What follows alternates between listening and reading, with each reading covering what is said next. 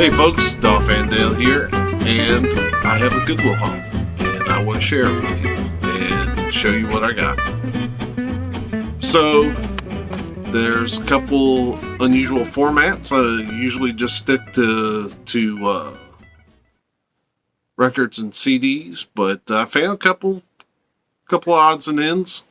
I've got some movies, and I would normally save that for a movie video, but I don't have that many. So let me just throw them in here. First up, we got The Little Mermaid. Remember, everything that I'm showing in this video was $1. So I got The Little Mermaid sealed for $1. Now, I'm not the biggest Little Mermaid fan. I mean, I can watch it. I think I have watched it once, at least once.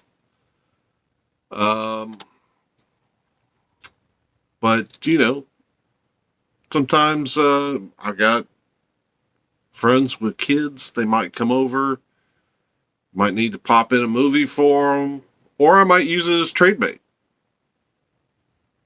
But I do like cartoons, and it's kind of cool having Disney movies. And that was the right price for me for that one. Inside Out, Disney Pixar. And I can't say I'm dying to see this one, but since I have it now for $1, let me just give that a whirl. Not even real sure what it's about. I think it's about emotions. Yeah. I don't have any, but it'd be nice to understand people who do. All right, so from the History Channel, America, the Story of Us. And I just thought that looked fascinating. And I have this thing. I guess what I should do is a video showing all the albums and DVDs and what have you that have the Statue of Liberty on it. I'm not sure why that's such a indelible image in my head, but maybe it's because I'm of the generation that saw Planet of the Apes and saw the image of the Statue of Liberty there, and maybe that's why. But yeah, anytime I see covers like that, I'm interested. And then we got the final movie is Giant. This has Elizabeth Taylor, Rock Hudson, and James Dean. So it's special 2-disc set. I don't buy a lot of DVDs anymore, but when they're that good, we'll make an exception. Speaking of things I don't buy anymore, let's talk about 8-tracks. Have you seen any 8-tracks lately? I ran into a box of them, and so I thought, don't have an 8-track player, so why would I? And I really don't know much about cleaning and restoring 8-tracks, so why would I pick some up? Well, I'm thinking about doing some shadow boxes with music memorabilia. And I thought maybe this would be something that I could do something like that with, or just some sort of decorative thing. So I picked up a handful. Had to pick this up. It's Willie Nelson, Red-Headed Stranger. Great album. And these are all the ones that I picked up are kind of favorites of mine. That's why I picked them up. Emmylou Harris, Roses in the Snow. Another fantastic album. And of course, one of my favorite female singers of all time, Linda Ronstadt, Heart Like a Wheel. And of course, we recently lost the Queen. Talking about the Queen of country music, Loretta Lynn. This is a best of album. This one I picked up. I was kind of fascinated by it. I need to maybe do some research. It kind of needs to be restored, but it is Jerry Lee Lewis, and it just looks a little more independent than what I would expect. And it even says on the front, Oak Grove, Kentucky. So is this like early Jerry Lee Lewis? I don't know. But I'm going to look into this and maybe see if I can I know some guys in the vinyl community that restore 8-tracks. So maybe I get a hold of one of them and see what they could do for me. Let's look at some vinyl. Let's start with this. America the Beautiful. Kind of an oddball album. Put out by the Longanis Symphonette Society. And I probably butchered that, but that's okay. Got the Liberty Bell on the front. Just some writing on the back. In fact, it says the secret of Longani's Symphonette Living Sound Gold Medal recordings made with such meticulous care that they can be backed by our exclusive 3-year guarantee. What? I mean, it says it right there in the black, but I'm thinking 3 years? Shouldn't a record last more than that? And, well, I guess this has. This is definitely past its 3-year warranty, but it looks good. I think it'll clean up and almost doesn't look like it's been played. So we're going to try to clean it up and see what's on it. It looks like some patriotic songs and stuff like that. For the next batch of records, we're going to go gospel. And we're going to take a look at this. The Thrasher Brothers. Those Singing Americans. What's for Sunday? Now, you know, if the regional gospel albums are cheap enough, I'm going to jump on them. And sometimes they're really good. And I looked up the Thrasher Brothers on YouTube, saw a video. They sounded really, really good. And I looked on Discogs, and they have quite a few records. I think they might have been a little more successful than what I thought just looking at these albums, which appear to be independent and regional in nature. But yeah, so the first one, this was the album that caught my eye. And I don't know how well you'll be able to see those suits. But, man, those are some killer suits. You got the boxed look to where there's like a seam or something coming down the side. They actually almost look denim, but I don't think they are. But those are some, man, that's a fashion statement. But looking forward to giving that a spin. And their other album, this one's called Sing On.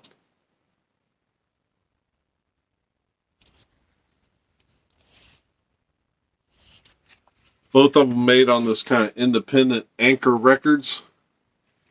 Well, let me get the label around on the right side for you guys.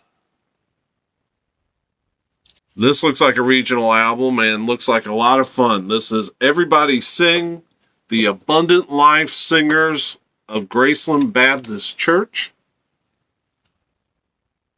And this looks like it was recorded at Fultz Recording Studio, Fairdale, Kentucky.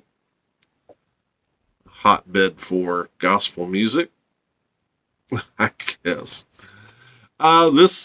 This album intrigues me. Sometimes I like to look at album covers and see, are there stories that are there that aren't being told?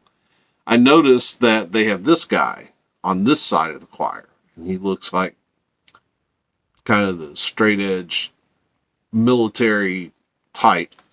Then they got this dude over here who's younger and practically looks like a hippie. And so what? They had to put them on different sides of the choir. But yeah, there's some interesting cats on this album cover. And I love it. It's black and white. Man. Yeah, I know, I'm weird. And then here's some pictures on the back. Yeah, don't know much more than that, but we'll definitely give that a spin. It's just on a red independent label that just says Gospel, the Abundant Life Singers. This is a regional album as well. It's called, this is the New Testament Singers. His Word is Our Song. So I'm guessing they came to the conclusion that there was nothing in the Old Testament worth singing about.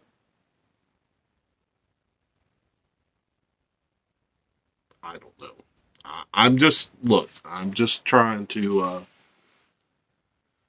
make sense of everything. And this is on Shalom Records. And it says P.O. Box 8073 Nashville, Tennessee. So again, another regional gospel album. But now it's time. Let's talk about a big time artist. She should be a better known name than she is. Her name's Cynthia Clausen. It was his love. She's an excellent singer. Looks like she signed this one. I've seen her in concert once, but it was probably, oh my gosh, it would have been 25, 30 years ago. But yeah, incredible singer. I try to pick up her albums when I find them. This is on Triangle Records. I don't know that I've ever heard of Triangle, but we do have a inner sleeve. And yeah, gray label that is unfamiliar to me, but man, that vinyl looks good. I think it should clean up. This next album is a little odd. It's called Alleluia, a praise gathering for believers. And it is music from Bill and Gloria Gaither. Now, I don't think they are singing on this. So, from what I remember singing in church choirs back when I was a teenager, I think this would have, I don't know if someone would have actually have paid for this album, or if it would have just been sent out to music directors so that they would get these recordings and they'd listen to them and decide if they wanted to do them with their choirs. And you had to budget for that, because I guess the next thing you would do is buy songbooks for each choir member. So that's going to be some money. I don't think they were cheap. And you'd need if you're not going to do it just with piano, and a lot of churches didn't, they would actually use accompaniment tracks or instrumental tracks. And I don't think those were cheap either. So you had stuff like this where they could review the musical and decide whether they wanted to do it. And also it provided kind of a demo. Now, that's not to say that there weren't good musicians and vocalists on here. I mean, I think there were some professional singers that cut their teeth singing on demos, or got their start in their career. So yeah. So anyway, let's keep moving. Found a couple related ones that got the Hooked on Classics. Uh, yeah, these get talked about a lot. I won't spend a lot of time on it on RCA. And along with it, still in the shrink, Hooked on Classics 2. Yeah, so I can't wait to get them cleaned up and spun. Now we slide over in some Irish music. Sean Dunphy. This is Fields of Green and Skies of Blue. And Dunphy was a pretty popular Irish singer. Has got his start, I believe, in an Irish group called the Hodanners. This, you can tell this is a foreign pressing because the outer sleeve has got that kind of stock. Most record collectors that will know what I'm talking about. I mean, the card stock for European pressings is usually not as thick as for American pressings. So it's just got a different feel. This is not the thinnest card stock I've ever felt, but it doesn't feel like an American pressing. There's the Rolf. No, wow! Now you can see just how bad my eyesight can be. That's Boot. Well, where was I getting Rolf from? International, Boot International. It's 1972 Boot.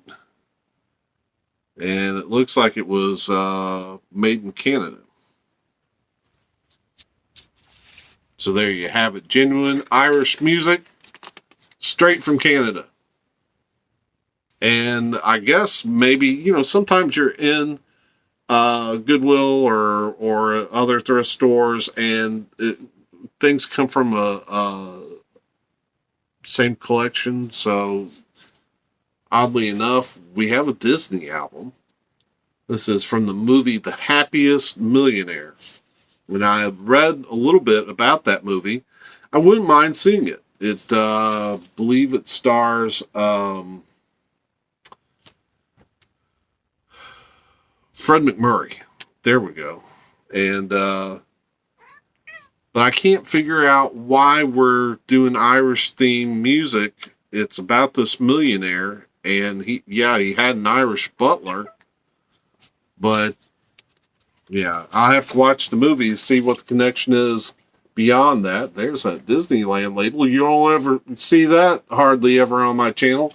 Not because I don't like Disney albums, but usually when I find them, they're torn to pieces. But this one looks like it'll be a good one.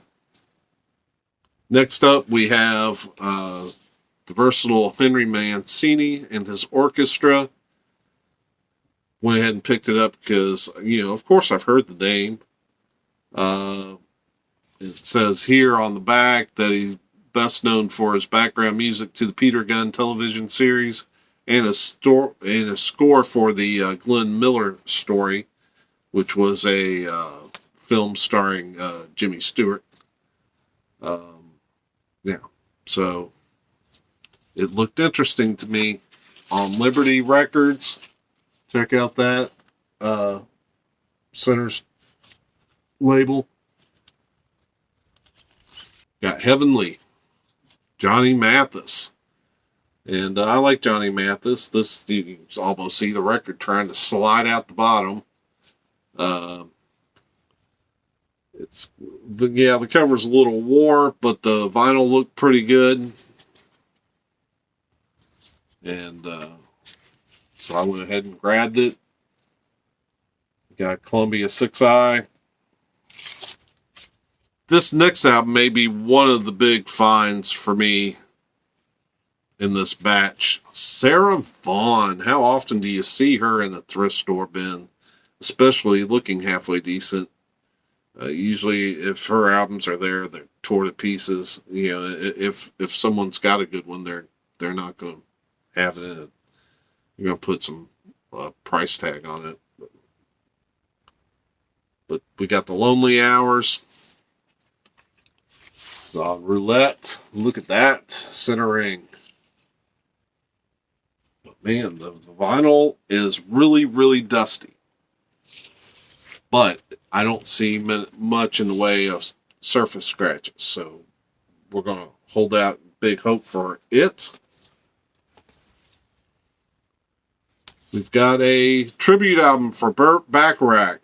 A tribute to Burt Bacharach, composer, arranger, conductor. This has got folks like Dionne Warwick, B.J. Thomas, Dusty Springfield, Gene Pitney, just to mention a few. If you want to see all, you can freeze frame that. But it does have B.J. Thomas singing Raindrops Keep Falling on My Head, his big hit. Man. So that should be a good album. And it is out on Scepter Records.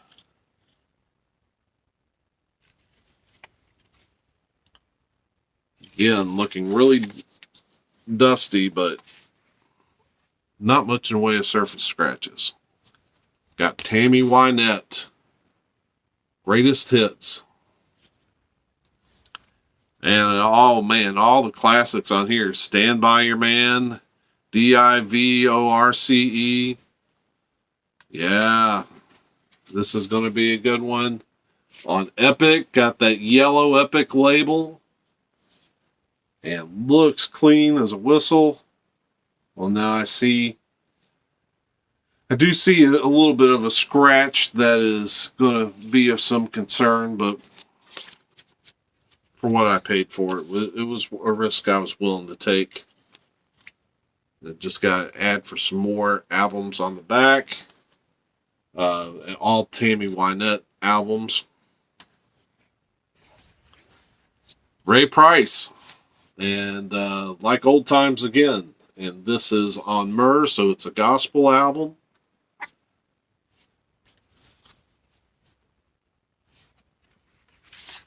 But on that green Myrrh label, as opposed to the gold one that we see a lot, especially on this channel. And finally, I picked up a box set.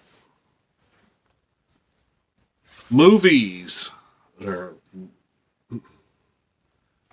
Movie Magic. 50 years of great love songs from the silver screen. You know, a lot of the thrift stores, the box sets are,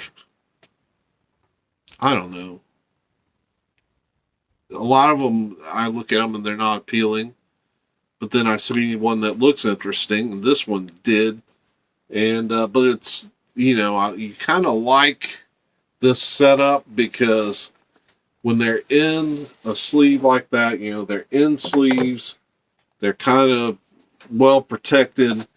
I find that the odds are that you're going to find good, clean records. You know, that's usually the best way to do it. And these are dusty. There's no doubt. But here you see the Columbia Musical Treasury. But there's no surface scratches on these. They're clean as far as scratches. Dust is debris. That's something entirely different. And but that's why we have spin cleans. So let me just hit a few of the artists that are on here that I recognize and that prompted me to pick this up. We got Robert Goulet, Tony Bennett, contributing tracks. We've got Doris Day, Peaches and Herb, Patty Page, Andre Previn, Johnny Mathis, Rosemary Clooney, Mel Torme, Diana Washington, Fred Astaire, Ben Crosby, Tony Bennett again, Louis Armstrong, Gene Kelly. Yeah, so there's all kinds of good artists on here. It's a 6-record set.